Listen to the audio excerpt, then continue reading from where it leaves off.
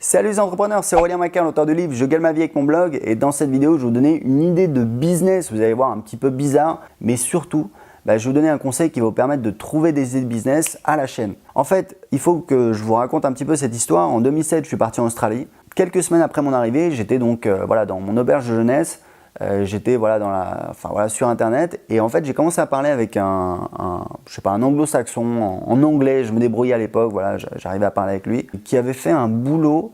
Donc c'était un anglais ou un australien, un américain, je sais plus. Et en fait il me racontait qu'il avait fait un boulot où en fait il vendait des fraises dans la rue, mais du style un petit peu en porte à porte. Et ça m'avait intrigué parce qu'il m'avait expliqué que ça gagnait super bien. Il avait réussi à mettre de l'argent de côté. Je crois qu'à l'époque il gagnait plus de 1000 $ australiens par semaine. Alors c'était il y a 10 ans, c'était le dollar australien, mais grosso modo je peux vous dire qu'à cette époque-là, gagner 1000 $ par semaine, c'était vraiment super bien. Il avait réussi à gagner plus de 1000 $ par semaine. Donc c'est un truc qui m'avait un petit peu intrigué parce que je trouvais ça un petit peu bizarre. Et visiblement c'était assez rentable. Et en fait moi j'ai créé un business en Australie, mais j'ai toujours pensé à cette idée. J'ai essayé de chercher les infos et en fait un jour je me suis motivé, j'ai pris ma voiture et je suis allé à l'équivalent de Rungis à Sydney. Donc je sais plus où c'est dans la banlieue de Sydney. Grosso modo c'est là où il y a tous les grossistes en fruits et légumes. Donc j'ai demandé à l'entrée. Je dis je voudrais voir un grossiste en fraises et on m'a orienté vers un grossiste. Donc j'y suis allé, j'ai parlé avec une commerciale et je lui dis est-ce que vous connaissez quelqu'un qui vend des fraises comme ça dans la rue, un petit peu en porte-à-porte, et qui vend, je crois qu'à l'époque c'était du style 9 palettes par jour, un truc comme ça. Elle m'a dit non, franchement ça me dit rien, 9 palettes ça me paraît énorme, ça me dit rien. Donc moi j'étais occupé, j'avais mon business, etc.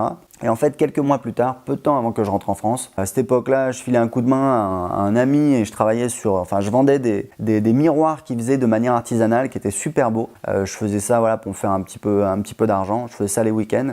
Et en fait, je vois passer comme ça un gars avec des fraises, qui vend des fraises. Il a un petit chariot comme ça, il vend des fraises. Et j'ai commencé à parler avec lui, je lui dis qu'est-ce que tu fais, etc. Il a pensé que j'étais intéressé pour travailler avec lui. Moi, ce qui m'intéressait, c'était d'en savoir plus sur ce business. Donc, j'ai pris son contact, je l'ai appelé et je lui ai demandé de faire une journée d'essai. Donc, ils sont passés me prendre. C'est en fait un petit camion frigorifique. Il y avait le chauffeur, manager, un vendeur et moi. Et donc, ils sont passés me prendre, mais du style super tôt, style, 5h30 du matin, 6h du matin. On est allé donc au Rungis de Sydney, donc là où j'étais allé. Aux surprises, on est allé exactement, j'ai reconnu, c'était le même grossiste où j'étais allé. Et c'est bien là où la personne qui faisait ce business se fournissait. Donc toute la journée, on a travaillé.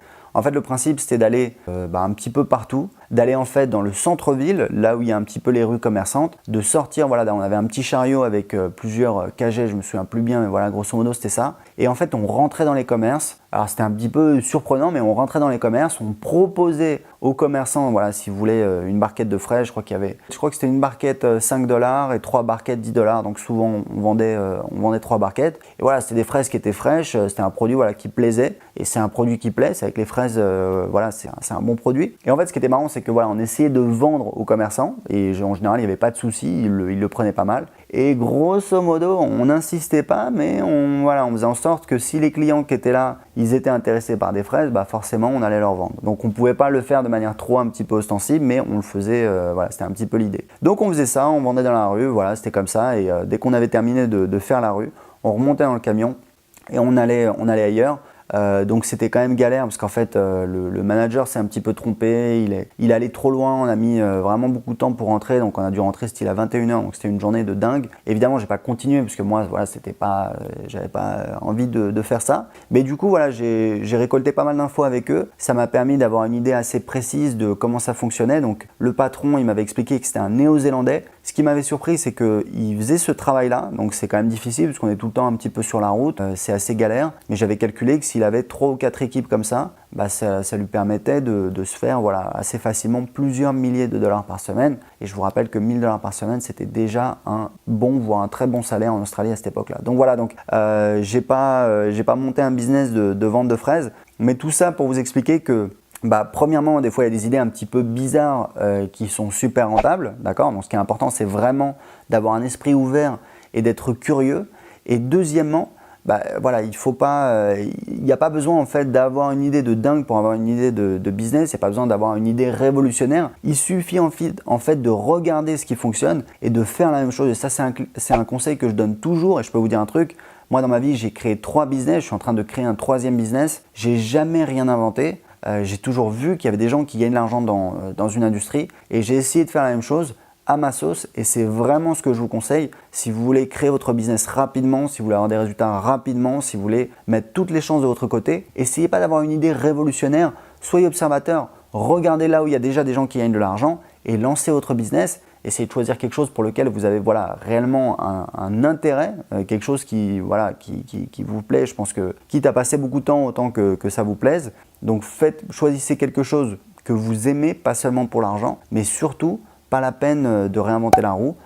Soyez observateur, trouvez un business qui gagne déjà de l'argent et faites la même chose avec vos envies, votre goût, vos passions et ça va marcher et c'est ça qui va vous permettre de créer un business le plus facilement possible. Voilà, écoutez, c'était tout pour cette vidéo, un petit souvenir de jeunesse. Si vous avez aimé cette vidéo, cliquez sur j'aime et si vous voulez aller plus loin, j'ai mon livre Je gagne ma vie avec mon blog dans lequel j'explique comment créer un business rentable sur internet, comment j'ai créé un business rentable avec un blog mais ensuite j'ai développé d'autres choses donc je raconte tout ça dans mon livre. Le tarif du livre c'est 15 € et vous pouvez le télécharger gratuitement aujourd'hui en cliquant en dessous de cette vidéo. À bientôt, ciao!